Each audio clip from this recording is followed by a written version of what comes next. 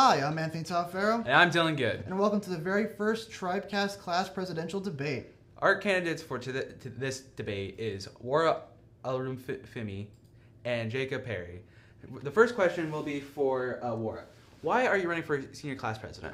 I'm running for senior class president because I want to make school a more fun environment for people. I also want people to be more involved when it comes to school activities, and I like leadership roles. All right, thank you. Jacob?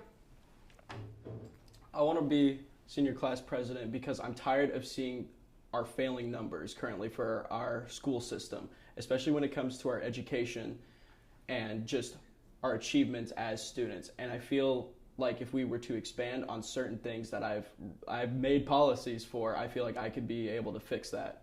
All right, thank you. Okay. And now, Wura,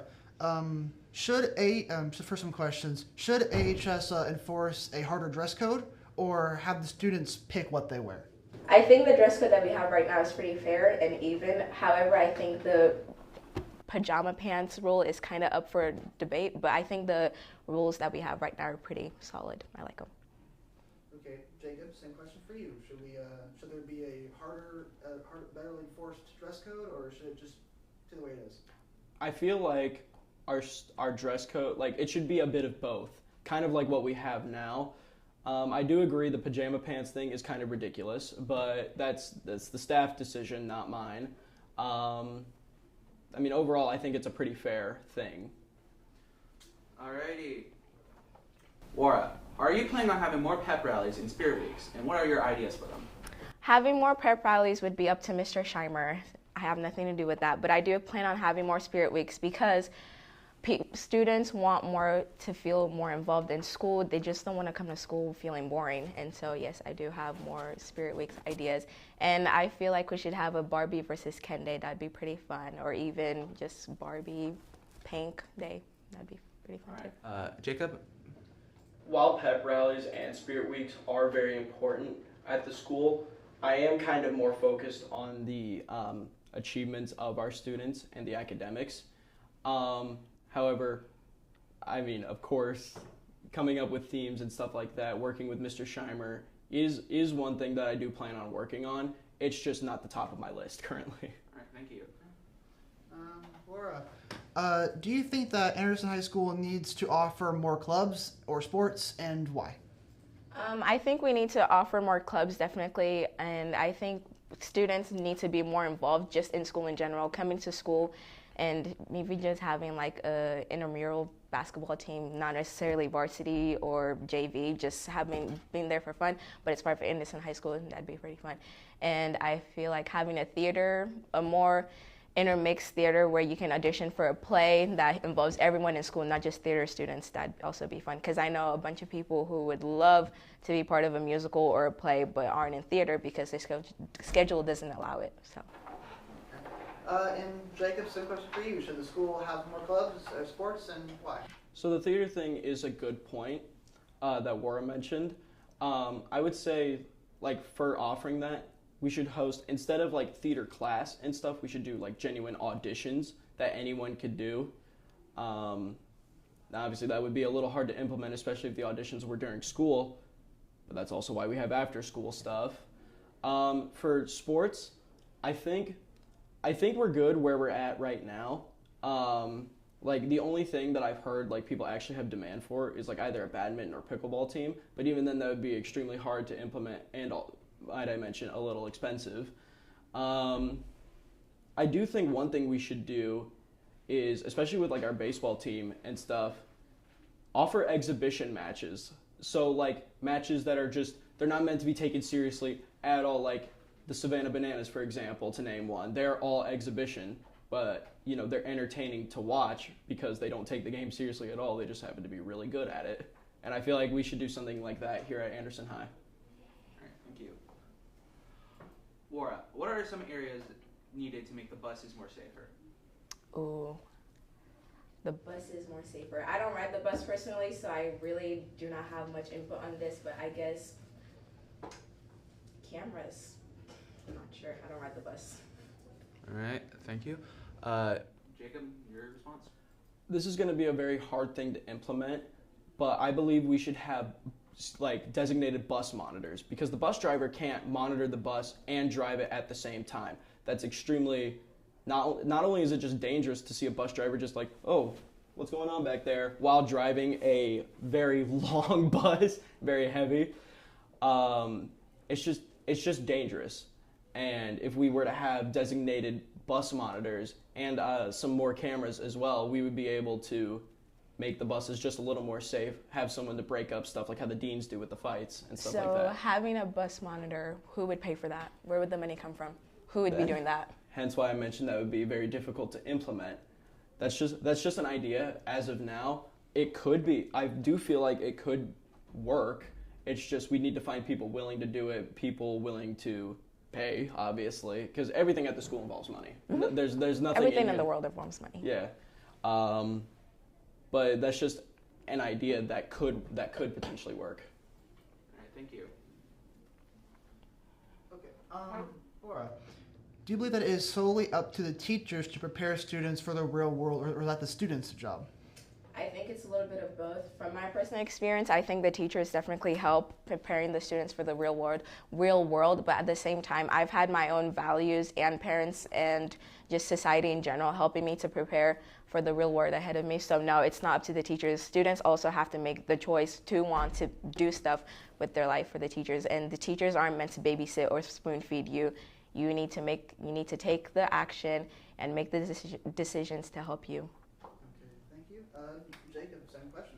The whole thing with teachers is it's kind of a stepping stone. Elementary school teachers are meant to prepare you for middle school. Middle school teachers are meant to prepare you for high school, and high school is meant to prepare you for college.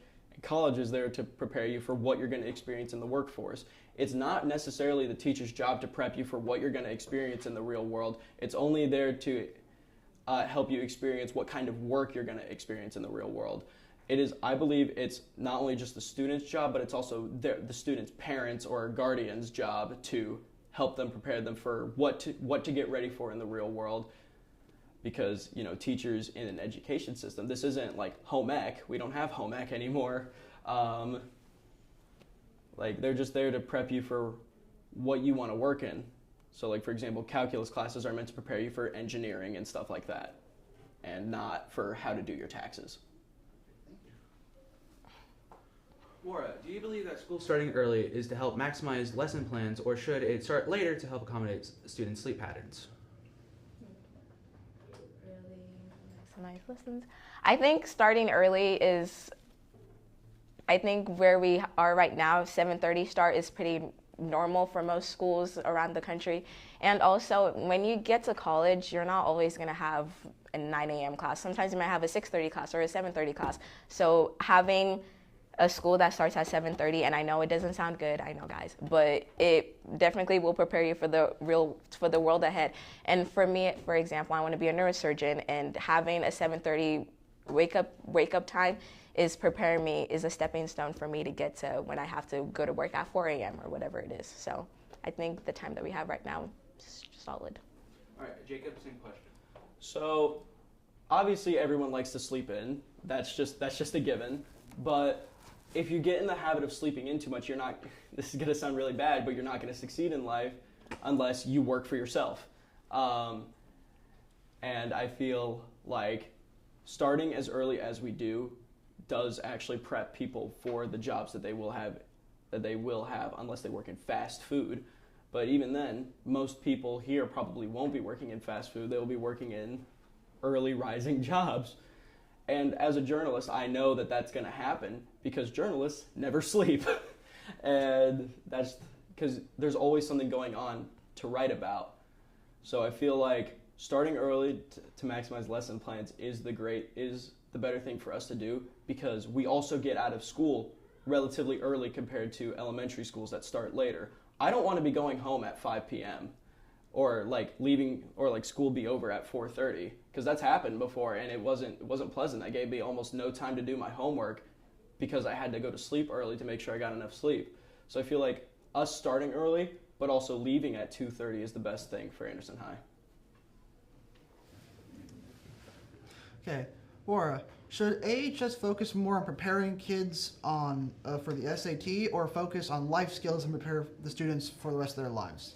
I think the school should focus more on preparing on life skills and preparing students for life. Sometimes kids are not going to go to college, and so why do they need to take the SATs? And I understand we want kids to take the SATs, we want kids to go to college, but we also need people to work in fast food, because you and I, we all go to fast food. Who's going to work? No one, if everyone's going to college. And also, on the other hand, life skills, everyone needs that. Even if you're going to college, if you're not going to college, you need life skills either way. You're not going to survive without it. And so I think preparing kids for life in the real world is better than preparing kids for the SATs. Not saying that the SATs are not important, because they are, but I just think we need to get our priorities straight. Okay. Jacob, same question. This all kind of depends on what we consider life skills, because like if we look at an engineering major, they would see a good understanding of calculus as a major life skill. However, if we were to ask a fast food worker what a major life skill is, and we mentioned, oh, would you consider like a major understanding of calculus a life skill? They would say, what is calculus? No, I'm kidding. They would say no, probably. So I also feel like preparing for the SAT is a good thing, because you're going to take the SAT the rest of your life. You're going to be taking the SAT. Adults take it still to this day. And the SAT not only measures how eligible you are for college, but just how good you are at understanding certain things. So like, I'm pretty sure if you didn't go to college, but you got like a full 800 on the math SAT, anything that involves math is going to want you. That's just a given. So I feel like kind of mixing both would be a good idea. Just be like mixing both, but also defining what we consider life skills. Thank you. Alrighty. Closing statements. Why should juniors vote for you? Wura. Juniors should vote for me because you should make me the first female Nigerian president, and also because let's just make school fun. It's our senior year. Let's do things that make us happy while also succeeding, because I'm an example of both succeeding and having fun. So yeah, vote for me. Alright, Jacob, why should juniors vote for you? Juniors should vote for me because not only will I fight for you continuously for what you believe is right, but I want you guys to succeed no matter what. That's all. Thank you very much. I'm Dylan Good. And I'm Anthony Taferro. And thank you for watching the first AHS presidential debate. And always remember, forever proud. Forever strong. Forever Indians. Indians.